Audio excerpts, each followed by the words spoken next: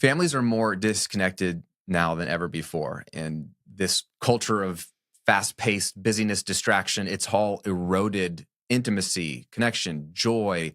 And we have this crazy idea that this one ritual, this idea of fighting for the family dinner table, can impact everything else for the better in your family. Welcome to the Family Goals Podcast. We are Shay and Graham Cochran, and we believe that your family can do things differently. The payoffs are worth it, and the little things can have a huge impact.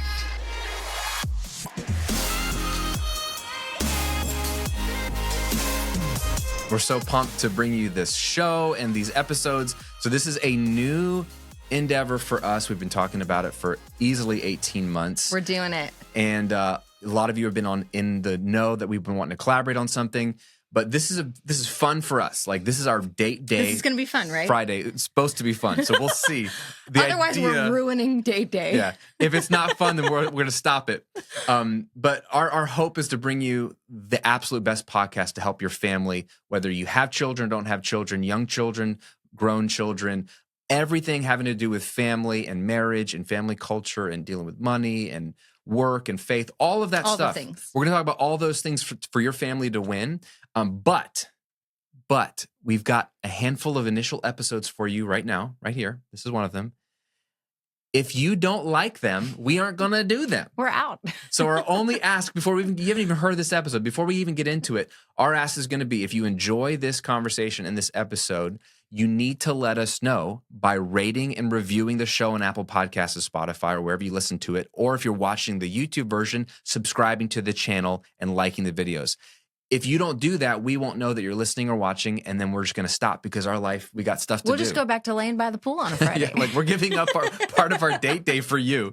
So no big deal, not a guilt trip or anything. But please let us know. Otherwise, we are going to call it quits. No pressure. Yeah.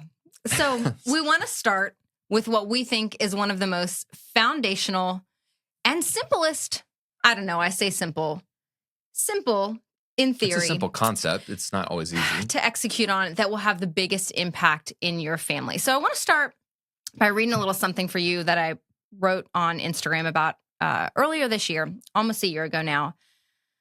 We're talking about the family dinner table. And if you could change just one ritual, and it was just the amount of times that you and how you show up around the family dinner table, it will have huge impact on so many areas of your family culture and your marriage culture as well. So I want to read for you something that I wrote that just will hopefully paint a little bit of a picture of the benefit of what we're talking about here. I wrote, "This is where messy, boots on the ground discipleship happens. This is where we learn to ask questions that draw others out of themselves. This is where we learn to listen quietly. This is where we problem solve together. This is where we ask God to intervene for ourselves and others.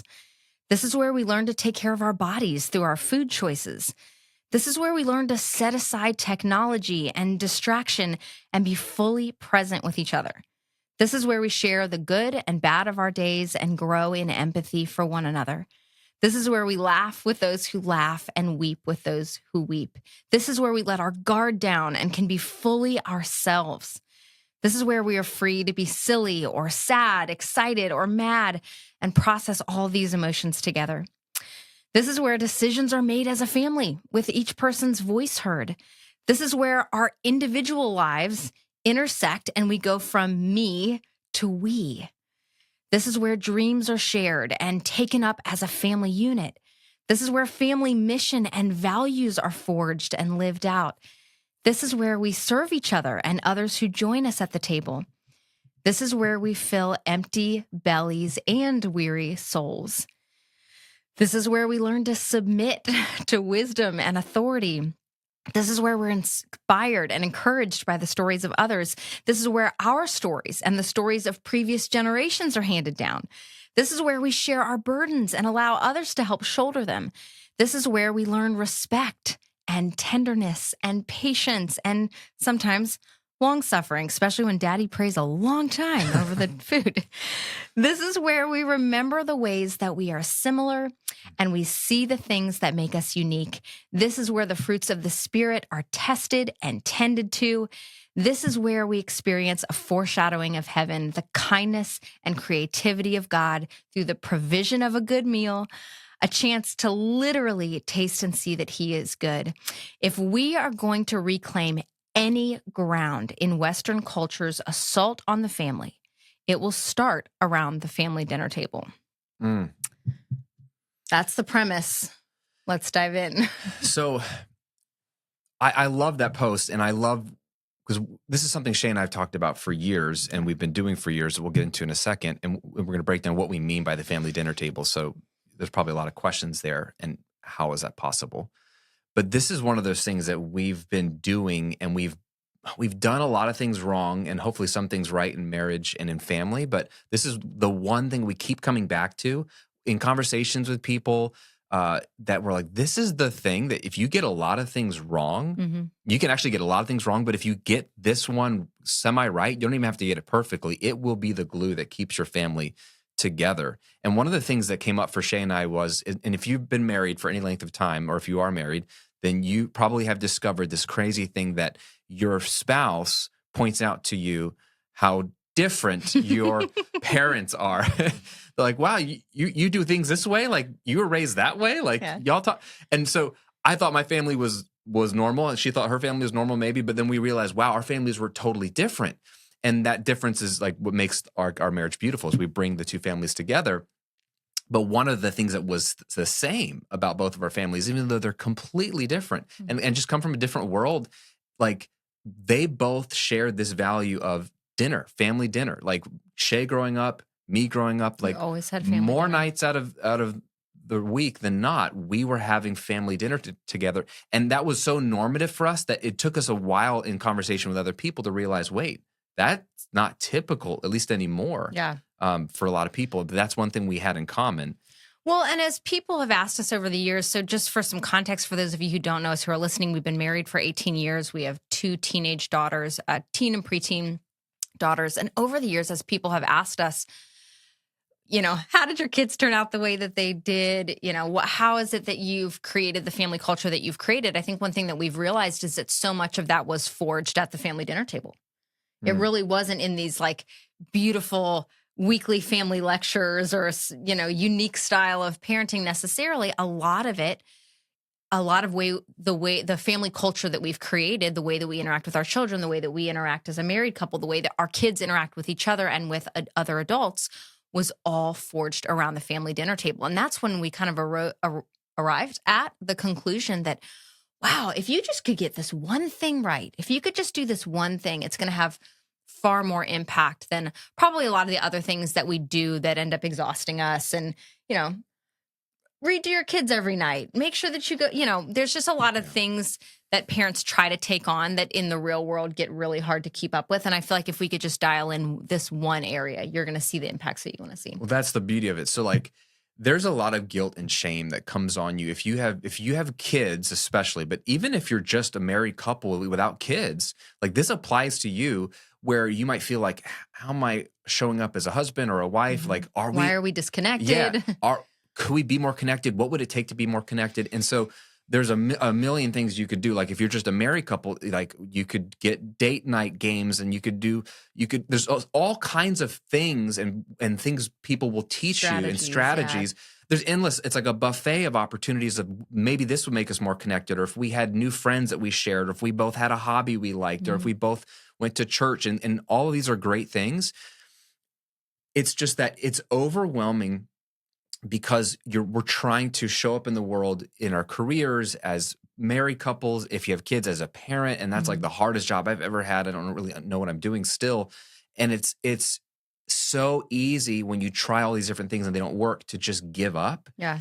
And so we're trying to give you, we're not saying don't do all these other things and have your own ways of working, whatever makes your family connected or your being marriage intentional about that. Yeah. We love intentionality across a lot of things, but it's like, we want you to win. So if we gave you one thing to focus on, because we've seen it's like one of those keystone habits, those habits that if you do that one habit, all of a sudden you realize you wake up 12 months later, all these other habits have happened and all these other good things have happened because of that one habit. That's what the family dinner table can do for you. Like that list that you just read from Instagram, those are all benefits that can come from like fighting for this one thing. And it really is worth fighting for. Yeah. You So feel like what- you're gonna say something. I think, I know for so many of you listening, I feel like what comes up is, how could we possibly do that? Mhm. We don't have time, kids' sports schedules, work schedules. I don't even get home from work until 7:00. My kids are so little. Dinner is so exhausting and frustrating with little kids. I mean, we remember those days for sure. So let's talk about that, kind of the practical application of this. What do we mean by family dinner? Yeah. Because there are a few premises. We're not saying family dinner is Chick-fil-A in the car. Sometimes you have to do that. But what we're talking about is the family dinner table, meaning everyone is home together, or as many people as can possibly be home together. They're home in the home at the dinner table together. And then there's a few other kind of things about that kind of set up the framework for what we mean by the family dinner table. So what we mean by family dinner table is everyone in your family coming together for a meal. Okay. And that's even you as a couple if there's no kids. So we have found in talking to a lot of people that people eat dinner by themselves. They might all actually be in the house together. Mm-hmm. And it's interesting. The dad might go take his food up to his computer to keep working. The mom might be working on something else. The kids are doing homework or watching a show. Mm-hmm. So it's everyone coming together for a meal in your family, whether it's 2 people or 20 people, everyone coming together. No technology. So what this means is there's no phones allowed at the table. Mom and dad. TV is off. The TV is off. Blows me away how many people eat dinner It's very common. and the TV's on in the It's other on. room. Yeah, it's so crazy to me. And some people like the TV on for white noise, and I get it. And if that's you, that's fine, but not for dinner. Like for this one moment, even if you eat quickly and you shove food in your mouth, it's 30 minutes. Like for those 30 minutes, everything's off.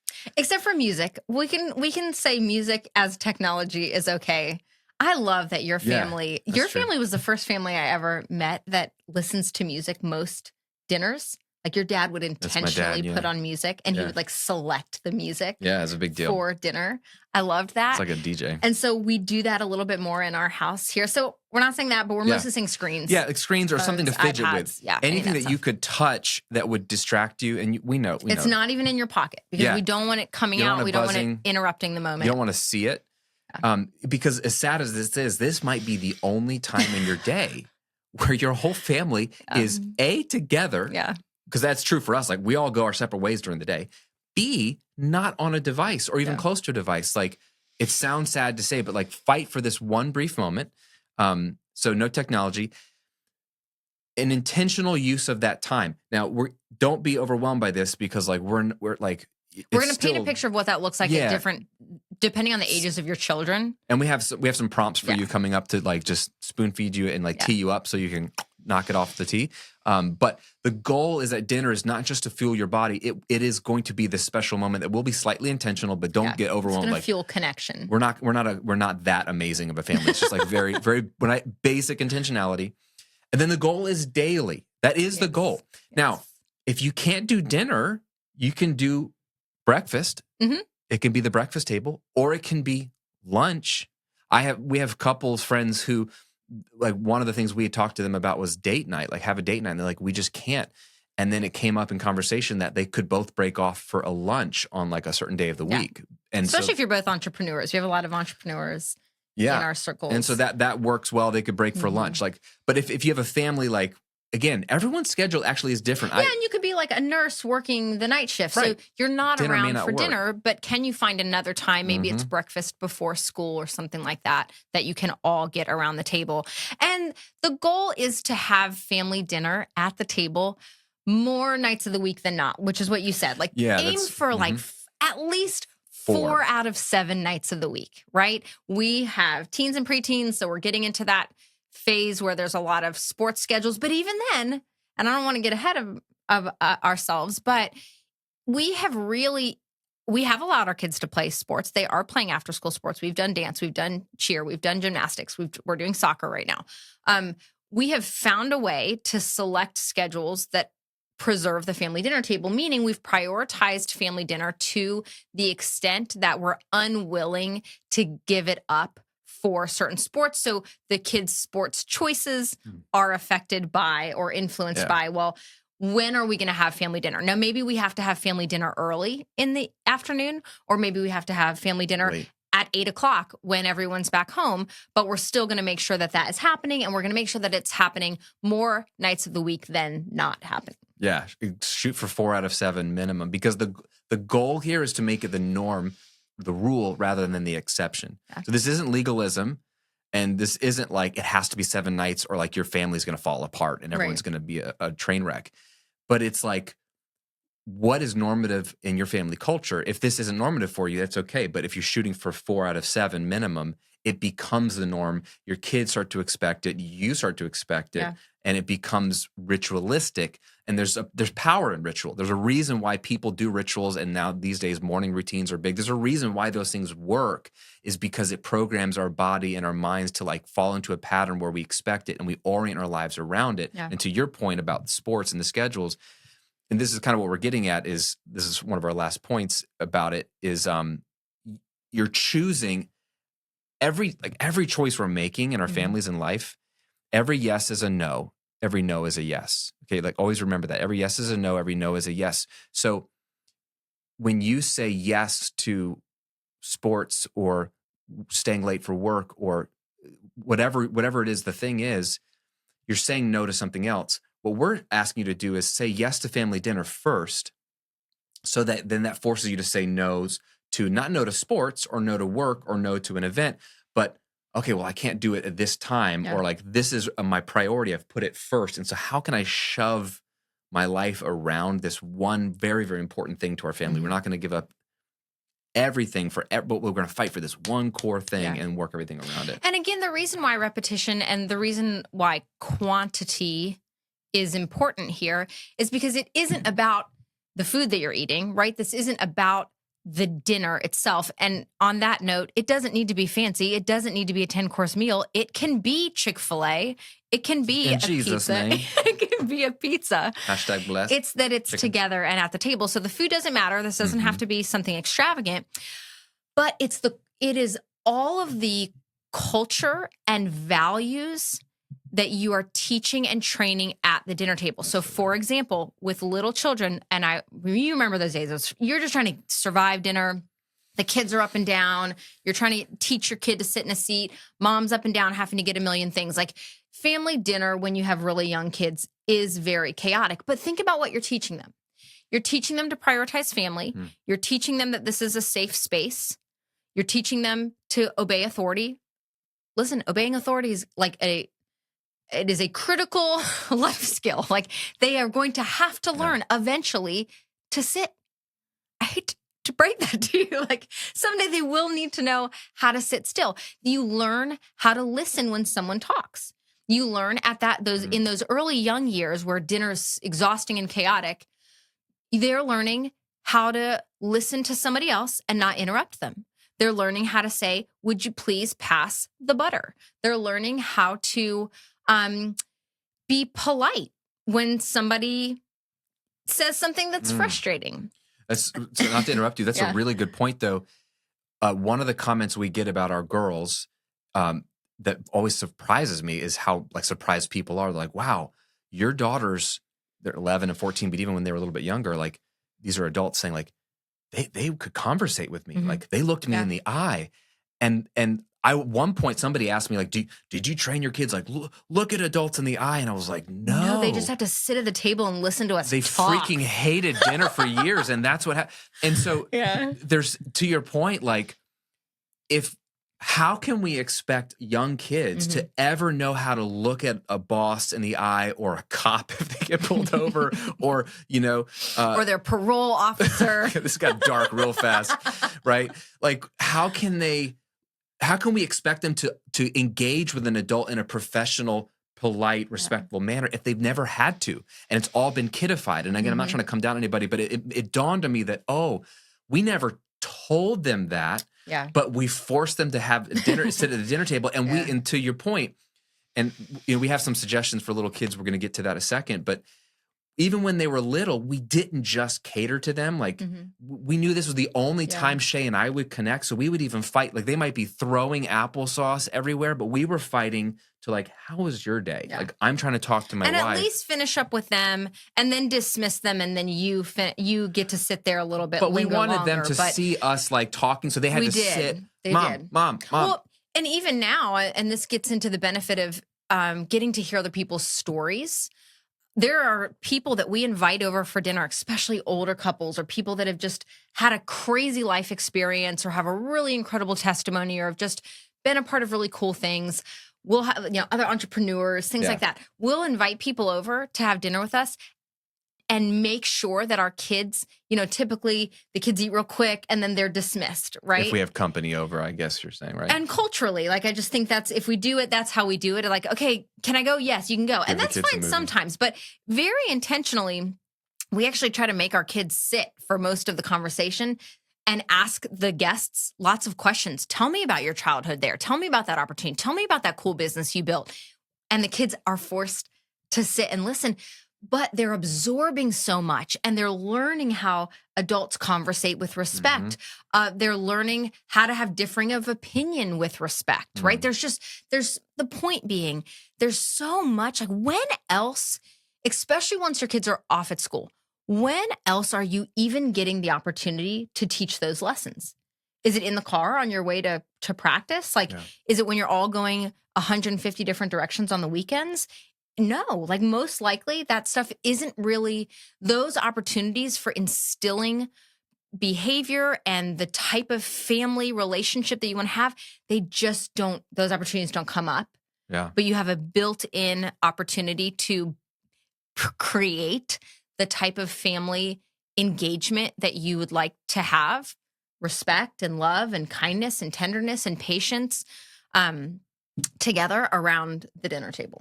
Hey, I hope that you're loving this episode. But listen, what we really want to do is save you from one more boring night of tech gather time spent scrolling your phone side by side. We have a better idea. Okay, we've created 5 absolutely foolproof conversation prompts to help you connect with your spouse today. Yeah, these are like literally fill in the blank, easy, simple questions, nothing heavy, nothing too serious. These are light and fun to do exactly what they say to help you connect. So to get these free conversation prompts, just go to familygoalspodcast.com/connect. They're free, they're fun, use them today. Now, back to the episode. Yeah. So we thought we want to give you some prompts. Like, what do you talk about? Like, how do you get this going? Because there's going to be 2 challenges, I imagine. You tell me if there's more. One is making the time and fighting for it. Like, and that might be literally the hardest thing for you in your season right now. Is like, well, Graham and Shay, that sounds cute. That sounds nice. But I my schedule, you might have to blow up part of your schedule. Listen, if you want to have a different family dynamic, you have to do things differently. Yeah, and that's going to be like the punchline of every podcast for us is like, doing things the way everyone else in culture is doing them right now. You want me to dial it back? No. I wanted to ramp it up. I was going to say, can I say something? Do it. So I have a new book coming out this year called Rebel. And like, this is like the whole concept, right? Is like, find yourself by not following the crowd. Yeah. The crowd, the default, we're in a current. It's like you're in a river and it's moving. It's the current of conformity. Like, if you just keep doing what you're doing, you don't even have to do any effort. I can guarantee where you and your family are going to go. It's not looking good. No, I mean, just look at like the behavior of teenagers, the disconnection between marital couples, the arguing, the parent-child arguing, everyone living their individualistic lives. We see where it's going if you just do it the way everyone around you is doing it. So our challenge to you is if you want to have a different kind of family, if you want to be different, if you want to have different kids, then you have to do things differently. So the challenge here is like doing things differently might start with the very uncomfortable challenge, but worthwhile. It's going to pay off of being at the family dinner together more nights of the week than not. So fighting for the actual dinner is step 1. And everyone's going to have to give up something. Yeah. Everyone in the family. And I don't know your family dynamic, but I mean, men, like you might have to give up hanging out with the boys a certain number of nights of the week. Like some guys Or like football. Like you have to give up some football some nights of the week. sure. And like it's never all or nothing. Like marriage is all about compromise. Family is about compromise. The idea of a family unit is like, how can we make everyone in this family feel welcome, seen, heard, and thrive and like get what they need, but it can't be one person over the other's expense of the other. So like, it's not that Graham can never watch football or the dudes can never go out with their friends after work or same thing with the ladies. It's just, if that's my pattern, if that's why, family dinner can't happen because Graham's not home, like, or he doesn't leave the office till 6 or 7, like, so the husbands might have to be challenged. The wives, you might have to be challenged. It could be the kids' sports, like, but probably everyone in the family, even if it's just 2 of you, is going to have to give up something. But you get to pick what, and you get to pick when you eat dinner. Yeah. And it is possible. Just don't be the type of person that's like, that won't work for me. I'd rather you ask, how can this work for us? If you automatically tell yourself there's no way we could do that, then you might as well turn off this episode because it's completely pointless for you. My encouragement to you would be curious about, okay, what it could look like if you could do it. How could it be possible? And I think of like our friend Justin, who you know more of his story than I do, but he talks about, he was a very successful professional hockey player. He was an NHL coach. Yeah, worked in the NHL, and he's in the health and fitness space, and he played hockey growing up in Canada. So talk about a life that would have had to have been centered around hockey for the whole family.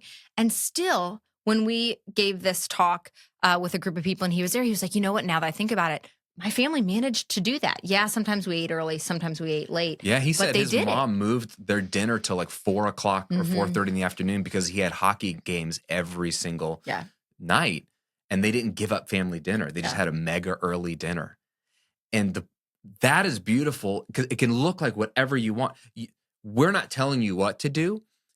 To Shay's point, you need to get creative about what it looks like, but if you want something different and better for your family, different outcome, not for your family to look like our family, but for your family to be the best version of itself, you must make time to be together. And we have just found that fighting for a family dinner is the simplest way of like, our life is busy. Like, I don't know what people think it is on the outside, but it's busy. This time of year, we've been taping this. It's like the end of the year. It's busy. But we can cling to like, well, there's at least dinner. It might be the one and only touch point I have with Shay some days, with the girls other days. And so it's beautiful to know that that's there. So that's the number one challenge, is you're going to have to fight for that time. Yes. But then some people are like, you might already be doing family dinner, but you're like, dinner sucks. Like, we just stare at each other, or we argue. Or if you're just married, like it's a couple and we just eat and look at each other. Like, it was exciting in the first few months of our marriage, but now what else do we talk about? Or you're not very talkative, or you just are that. Or it's not, you're having trouble getting it to a deeper level where some of this like relationship building is happening. So Shay's got some prompts for you that I think might help as well. Yeah. So very simple. Let's start with couples. Very simple couples table prompt. If it's just the 2 of you, what's something you're grateful for right now? Like, that's a very simple thing to ask. What's something that you're grateful for right now? And then take turns sharing. Another great question is, what felt hard today? And then give both people an opportunity to share uninterrupted. I could come up with 150 other table prompts for you, but maybe just start with those 2. What's something you're grateful for from today? And what felt hard today? Maybe end with another positive, so it doesn't turn into a major gripe session of what felt hard. You could also add in a question that we do as a family. What are you proud of today? What are you proud of yourself for today? That might end on a positive, but start with those 3 questions for couples. So, interesting note, for if you care, Shay and I are different. I don't know if you've noticed that we're very different. I benefit from the question, what felt hard today? Because my personality doesn't want to ask that question. I don't want to know what you thought was hard. I don't even want to think about what I thought was hard. I just want to talk about hard things. I don't want to deal with hard things, and I certainly don't want to talk about them. I love the, what are you grateful for right now? Don't get me wrong. Some days I'm not in a good mood or grateful, but I just don't like to say like, let's unpack the hard part of your day. That's not default for me. So that question is good for me, not only for me to admit what was hard for me, but for me to learn what was hard for her. Because sometimes and at least in our marriage, like, you might have felt, I'm putting words in your mouth, but you might feel like, I don't want to share with Graham what's hard for me right now because I don't want him to see that side, or I don't want Sure. them to think that like I'm just down or Sure. negative. So it might be actually a gift for someone like Shay who feels like Graham doesn't want to hear the hard. Mhm. She kind of knows that, so she might not share the hard. But Yeah. if we have a question, hey, what felt hard today? Yeah. She can at least share that part of her heart, which is just as real as the what was great today. Yeah. So that's good for someone like me. It's also good for people that have a hard time accessing their emotions in general. Me. You know, what felt Yeah. hard today? Yeah. So I love it. And then obviously gratitude is amazing. And it's always a good thing because the days go so fast and furious. And then, when you have little kids, it's especially true. You might have things that you're grateful for, but you didn't stop to think about it. So again, keystone ritual, keystone habit, having a moment in your day where you're forced to sit and another human says, hey, what are you grateful for today? Like it's accountability. Like, oh crap. You're like, man, What am I grateful but it gets you to stop and think because Yeah. otherwise I'm gonna just get through the night and then I'm gonna go to bed and I'm gonna do the next thing tomorrow. So it's a kind of a beautiful gift. Yeah. It's a pattern interrupting your day Mhm. to like, hey, what felt hard? Yeah. What are you grateful for? Yeah. So if it's just a couple, if you're just a couple right now, like this is beautiful. You can start with these two things and Mhm. just follow the rabbit trail wherever it goes. Yeah. And all the prompts, so we have some prompts for families too, and all of those prompts like pretty much apply to the couples. You could Yeah. still apply those, but there are some that we think are especially helpful as a family with, say, school age kids. So, preface again, if you have little kids, and by little, I'm thinking like 4 or below, then it's probably going to be hard to go too deep with them just because of their attention span, where they're at developmentally. So just be encouraged and remember that in those early years, you're setting some very, very basic precedents. You're doing good work. It's important, good work that you're doing with your little children at the dinner table. But it's like how to sit still, how to listen, why we eat vegetables. Like Still haven't it's learned that that one. the family dinner table can be fun and silly. It's what types of foods we eat and why. It's that we're all committed to being together. So just the bar is kind of low when your kids are little, but still the encouragement is you're doing really good work there. So don't give up. It gets way easier. It gets way easier as they get older. So then once you get into kind of school age kids, have a little more of an attention span, then I think here's some great things. High, low Buffalo. Okay. What was the high point of your day? What was the low point of your day? And Buffalo, what was the thing that surprised you? I don't know where that came up with. Like, just, I think of like a buffalo, like coming out of nowhere. I don't know. It also rhymes very nicely. It rhymes. High, low Buffalo. So what was your high? What was your low? And then what was one thing that surprised you? Pretty And- much anyone can answer do that, this, yeah. adults and kids. And the beauty of was doing this around the table, especially when your kids are young, is you're training them to like, okay, so Chloe, Vera's talking right now. No, I know. Let her finish. Let her finish. And so it's like they're sitting on their hands, like, I want to say something. And it's Yeah. not that they can't say something, but it trains Yeah. us all to like, let's all give Shay and mommy Yeah. the attention now. Let's all give Vera the attention now. Let's all give daddy the attention. This is good because like Yeah. it's hard. Well, and we get like let's unpack for just one tiny second the good that's happening there. When someone shares their high, you're learning to be excited alongside them. That's an important thing to teach your kids. Like, oh, Vera, you did well on your math test. That's awesome. Chloe, isn't that awesome? Yeah, that's awesome. Like you're Yeah. teaching them how to celebrate. Low, you're teaching how to be empathetic. Oh my gosh, I'm so sorry that happened to you. I'm sorry Yeah. that your friend said that. I'm sorry that, whatever the situation was, I'm sad with you. Like that's such a bummer. Maybe you're problem solving together. Like, oh man, I'm so sorry that happened. What do you think that you're going to do differently tomorrow so that doesn't happen? And that's where you get like collaborative problem solving, even just good. in the low. And then Buffalo can just be, it can be a lesson learned. It ends up being something shared. It ends up being something that you laugh about together. Like this seems, again, little things have a huge impact. What you're doing, even in just answering those 3 little questions, is you're actually teaching an enormous amount to your children about how to love each other well and engage well with each other. And also, like, where else do let's say your kids get to know their siblings? Like, Yeah, we're living in, no. this is strange. But On we're living, Instagram, I don't know. Is that where we're they living, yeah, probably. Well, we're living in an era where like siblings grow up and they actually don't know anything about their brothers or sisters. Yeah, because they're living their own little life. Yeah. Everyone in the family is living their own little individualistic life. That's part of the problem that we're seeing to scale right now. But if you're like sibling, or your kids, like one kid shares their low, the other kid goes, wow, I didn't know that like bothered her. Yeah. Or like they're high, like, oh, I didn't know he was really into that. Like Yeah. how else are your kids going to learn about your other kids Yeah. and what they care about, what hurts, what excites them? Like they're not going to learn that, especially if you have boys and girls that don't play together as much because Yeah. they're not interested in the They same don't have the things. same friend group. They're going to grow more distant, which is a sad thought. But like this one little thing, Yeah. like, oh, a brother can get to know his It sister keeps you connected. and keeps them connected. Yeah. So we talked about what is something interesting or surprising that you learned today. That could kind of be the same as Buffalo. One thing you're proud of yourself for. Again, all of these could be couples prompts. They're great family prompts as well. We talked about being intentional about who you invite over and actually just make the kids stay there. Even if you have to keep shoveling dessert in front of them, get them to stay there so that they learn from the stories of other people. There was another point in there that I wanted to make. Another good prompt is if they're a little bit older, is talk about something that's happening culturally. Yeah. Oh, I heard today this, or I read in the news this, or maybe they heard about something. Yeah. A lot of times Chloe will come to us and say, oh my gosh, Did you hear about one this? of our teachers told us about this thing, and then we'll talk about it together as a family. So it's a really great way to discuss and unpack things that are happening around you in the world or in your community. And then you're unpacking that together and processing it together. So don't shy away from talking about current events with your children, age appropriately, talking about current events. Yeah, no, it's a good point. This is related to this last point I wanted us to get to as well, because I think they're related. Is you don't have to have all the answers. Like, in fact, it's great if you don't have all the answers. Yeah. So, like, let's say there's a really hard a theological question or faith Or question moral or moral issue, dilemma.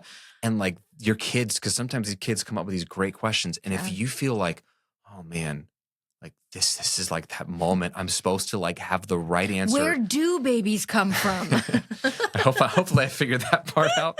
But like we put a lot of pressure on like that one conversation and I need to look like I have the answers all to put together. And we may not say that, but sometimes that bubbles up and you feel that. It's actually more powerful if your kids see that you know a lot about a lot of things, but you don't know everything. And you be like, I actually don't know the answer to that and question. that teaches humility and a learner's mindset. And curiosity. Like curiosity. You never can lose. Like it you frees win. them from having to have the answer to everything. Yeah. And which brings me to like our last point, like with families, especially when you have kids, don't shy away from talking about your work and specifically even the challenges of work. Yeah. And I have made this mistake in the past, which is like, especially when my kids were younger, like they don't care about like the courses I'm email making or sequences, email automation conversion rates. like, and so I thought I was doing the right thing by like not talking about my work. Like I'm going to keep work so separate and make sure I'm just focused on my family. But as my kids have gotten older, I've realized, man, A, they're curious about what we do. B, they're going to have careers of their own or start business of their own. When are they going to learn this stuff? Like, no offense, the schools are not going to teach them how to have a successful career. Yeah. Like, that's our job to teach them how to like find their uniqueness, find their giftings, find what lights them up, where they can go add value in the marketplace. So we've been talking about work more often, sometimes too much. Yeah, and don't go on the other side. Like we have learned, because we're both talkers, as you can tell. You put a microphone in front of us. We have a podcast. We could go the opposite direction where we could just dominate the entire dinner time talking about how things are going in our various businesses. And that's not fair either. So oftentimes we have to say, okay, sorry, let's park the rest of that conversation until after. Let's make sure that we're having a conversation that everybody can be engaged in. So don't go in either of those two directions. Don't shy away from including them in work challenges. Also, don't let work challenges dominate dinner conversation. Yeah. Don't let it become a gripe fest. Like, try to make it conversation that the whole family can participate in. Because your work highs and lows are the same as their school or kid playground highs and lows. Like, how else do your kids get to know you and like your and heart? how to handle hard things? Yeah. And to celebrate the wins and then to go like, oh, wow, dad seems really like heavy or frustrated with that thing. Yeah. Like, if they just see you as a robot, like they don't get to see the humanity, and then they grow up thinking they have to have it all together, like mom and dad had it all together, quote unquote. Absolutely. So the beautiful thing about this dinner table opportunity is you don't have to know what you're doing.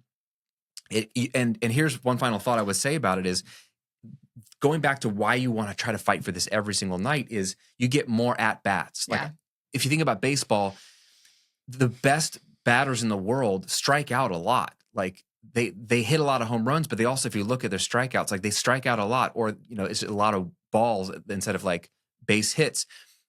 But we don't realize like the more times they get up to the plate, the more times they swing, they're going to definitely get more strikeouts because they're going to hit more home runs. And so you increase your chances of having meaningful, powerful conversations. You don't know the day or the moment that's going to be the thing that sticks in their brain. Yeah. You might not even know it in that moment, Mhm. but like if you have more opportunities, you just say, we're going to have more times at dinner, then it allows the times where you feel like it wasn't a good dinner. Yeah, and I didn't know what I was more saying. real life is coming up, right? Yeah. You're just getting more opportunities that you're going to come together on that time when someone really got their feelings hurt, or come together around that time that there was something really difficult to understand happening globally. Like it's just Right, more can come more up. real life is going to come But it up. also allows you to have that sort of forgiving nature of like that dinner, like we didn't really That talk. was- that was bombed. a swing and a miss. And it's not that big of a deal because it wasn't the only Yeah. family dinner you had that Right. week. If it is the only time, we finally got the Oh family yeah, together. you're not going to want to talk about anything controversial puts or pressure. real. Yeah. And like pump the brakes. If you don't have kids, this applies to you. Or even if you do have kids Yeah. and you go on date nights, get as many date nights as you can so that there's less pressure on every date night to be go amazing. perfect. Because Yeah. it's not going to go amazing. Our family dinners, if you come to our house every night, they're not like Yeah, some are a amazing. total bust. Yeah. You're going to be like, wow, these people are talking about family dinner. Why should I listen to them?